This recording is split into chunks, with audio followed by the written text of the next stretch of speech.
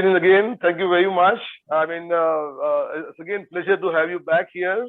We did a lot of discussion last time, and again, it's very fortunate for us that you have found some time to give it to us for this show, because your last show did have a lot of questions there, and but we could not do it because of the paucity of time. We'll get on straight away, because then you can talk more and I will talk less. People want to hear you more, so we'll start immediately.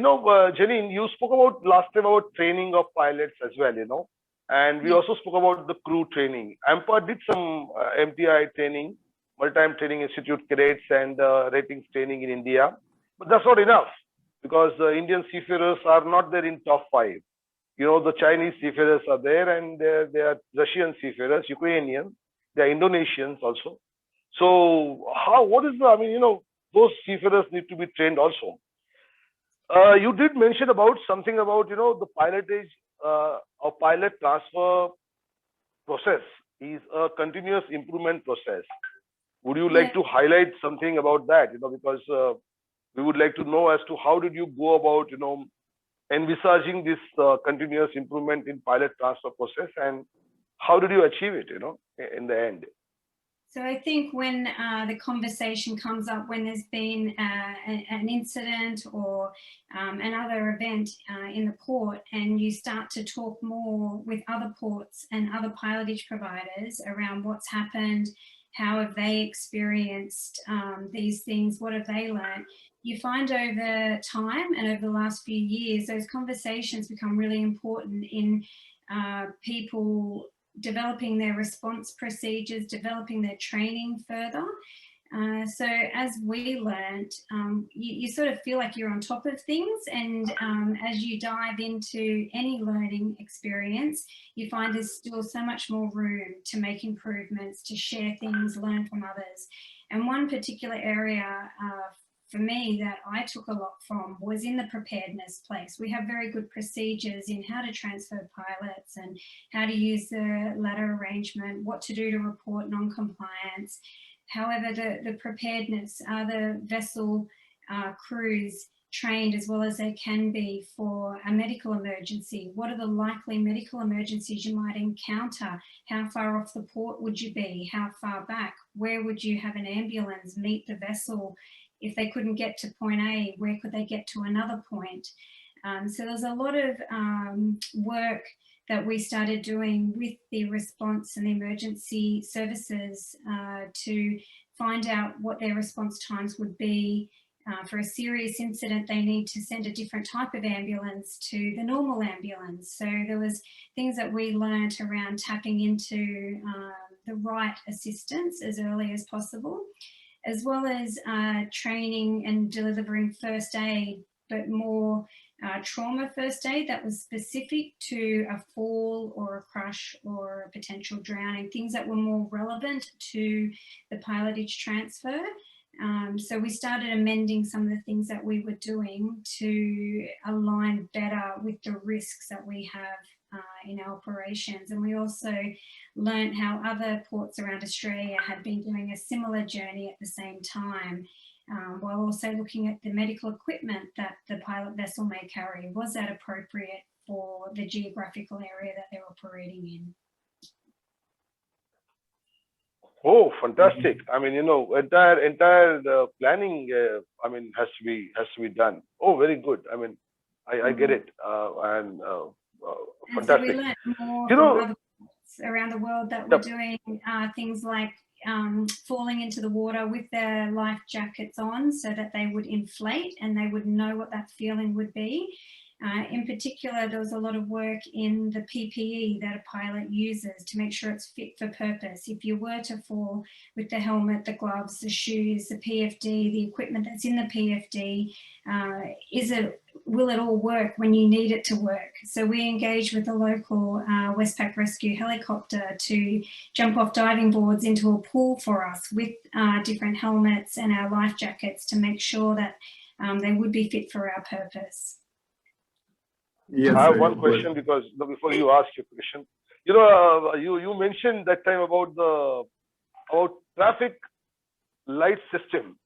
and it was very interesting when you mentioned about that, for the pilots, and of course, basically, Yes. just explain a little bit of that, and some other innovations that you had. Yeah, so we can't take credit for these things. We've certainly learnt from other ports and other pilotage providers around what they were doing, and a traffic light system was being used elsewhere, and it was about having all parties who are associated with the transfer, the marine pilot, pilot vessel master and the crew, all in agreement around it's a go or it's a no-go. So it was either a verbal or a visual indicator. And even if a pilot was halfway down a ladder and the swell on the boat was rising that much that the transfer couldn't be done safely, we would prefer to see the pilot go back up the ladder. So sometimes you feel committed to taking that, you're already halfway down, you need to go. We need to teach speak up culture where not just for us, but all ports where it's a no-go, go back up, reassess, do what you need to do, get a better lee and then try again. But knowing when to say no and that everyone had the authority to do that was really important. Yeah, absolutely great. I mean, you spoke two words absolutely, important for me to take away as such. Everybody is in agreement of the transfer procedure. Transfer procedure. I mean, there's Yes. a master, there's a pilot boat crew, the pilot himself, and also, the people who are analyzing and monitoring the entire operation should be in agreement that this is a go for the pilot boarding or pilot transfer, operation. Yes. Absolutely. I mean, this will reduce a error or a personal judgment error, to a great extent, because the entire thing is analyzed by not only one person's perspective or view. It is being seen by everybody's, as per their roles responsibility. So it is great. I think I will let Vijay ask you a question, because Vijay wants to really know about, the incident. He has read the incident of Malcolm Goodfellow, and Malcolm is also going to be on our show after your thing is over, because he's going to be on the show also, explaining the entire incident. He's a good speaker and good presenter, I know. So he will be also called. Vijay, let me invite you to ask a question, please. So that was very interesting, Captain Jenny. I was just listening, and being from a non-pilotage background, so I was just totally agree with the agreement on this the signaling system that was talked about. I also did happen to hear in this previous conversation about Captain Malcolm, so the accident that took place. So on board also, whenever we have any accidents or any injuries, there is always a review carried out, and there is always a feedback from the vessel, from the company. So just wanted to know, now since this is accident that has taken place in port limits, I just wanted to know what would be your thoughts on how such accidents are reviewed when it comes from a port's point of view. Yeah, so I think that's a really good topic and a bit of a segue into some areas around incident reporting. That's very important. It doesn't matter in Australia which state you're in, there's all mandatory reporting obligations that a pilot has or an operator has, depending on the type of incident it is. And if we're talking about a personnel incident, if it was to happen during a pilot transfer, that also has different levels of regulatory insight over that incident and review. So it all depends on where it happens, what the situation is, how it's reported, and then how it's investigated. So what we've found is where there's a lot of hazards reported or near misses reported, it really does tie into that old, the triangle we used to see with the, serious fatality at the top and hundreds and thousands of near miss reportings towards the bottom.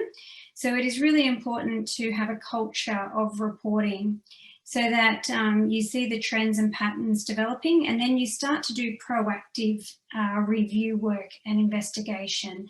And that's down one arm of a proactive place, because you prefer to be doing your work there than in the reactive situation of the learnings when an incident does happen. And when a serious incident does happen, you don't leave any stone unturned in what you can learn from that and what needs to happen to prevent it from happening again. So some different methods that are used around the world but we're most familiar with an ICAM system where we really dive down into all the different areas of why an incident happens, to be able to really understand what's happening at a root cause and find out all the contributing factors as well. And you just learn so much along that journey. And I know you're particularly interested in that pilot ladder safety and pilot transfer and around education for all people involved.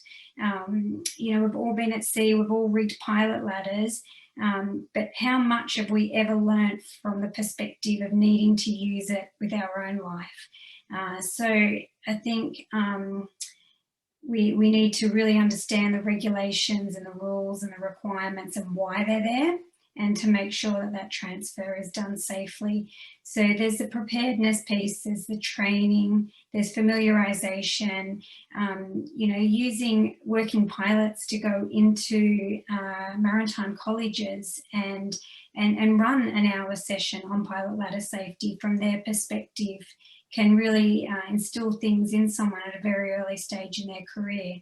And likewise, when, as I was mentioning in a previous episode about when marine pilots first start, they've come from all different backgrounds when they start marine piloting.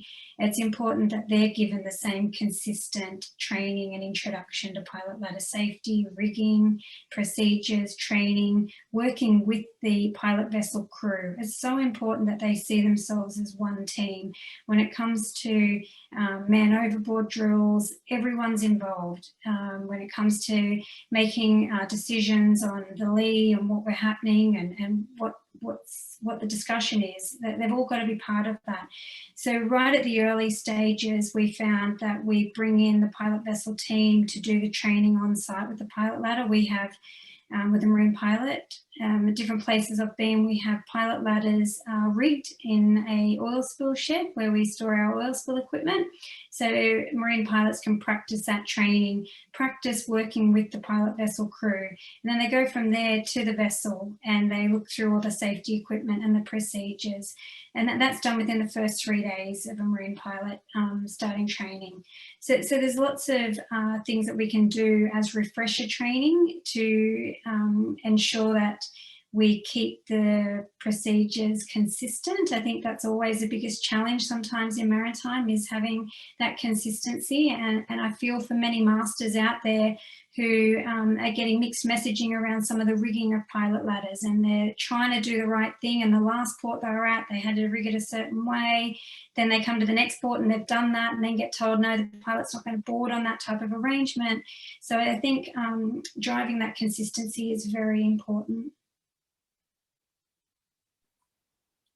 Yes, Captain Jenny. This ICAM system was really a different new thing for me. So I would like to do a bit of research myself to see what's this ICAM system. And yes, you talked about going into the root cause for each accident so that it doesn't reoccur. And pilot boarding arrangements, yes, definitely there is no uniformity as of now. I have seen on many of the ships that I have sailed on, there is no uniformity, there is no standard procedure of rigging.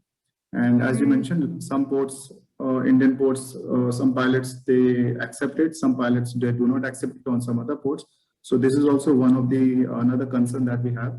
And yes, because of, that's why me and Captain Gajanan, we started this small talk show. So our aim and vision is to educate all the people, especially the seafarers and senior guys like me who have no idea about what happens in this maritime pilotage beyond when the pilot is, when we say pilot away. So we never think beyond that. So with this talk show, I hope that more seafarers and more master mariners, and including the engineers as well, they understand what's a maritime pilotage is and what's the importance of the safety and security of our maritime pilots. Yes, absolutely. Thank you very much. And it was quite an elaborated, you gave an incident review kind of a procedure. And of course, there must be much more to it. Being AMSA, they're very, very, very safety cautious, and we respect them for that, because I've been to many Australian ports and I have personally dealt with AMSA inspectors and PSC inspectors, and they're really great people. They have a lot of safety consciousness in them, and I mean, true. You also had spoken in AMPA webinar about the training of pilots in using best techniques to climb the pilot ladder and things like that. So maybe some other time we will learn from you more on that, because pilots need to learn the kind of a best technique to climb the pilot ladder, because this has been happening. That 3-point climbing is happening from age-old thing. So there are some improvements also are coming up now in pilot ladder securing methodology. So all those things are, I mean, very dynamic. I hope the things change for better, and we don't lose any more pilot, or no pilots get injured under the watchful eyes of all the organizations and people like you who are dedicatedly involved in making a difference in these kind of procedures. Thank you. I hope Thank you so much. So thank you, Captain Jenin, for coming on the show, taking out of precious time. It was definitely very informative for me, and I'm sure it will be very informative for all the viewers who would be watching this our show, Pilot Talks, Pilot Ki Baat. Thank you. Thank you so much. Thank you so much, Captain Jenin. Pleasure having you on board.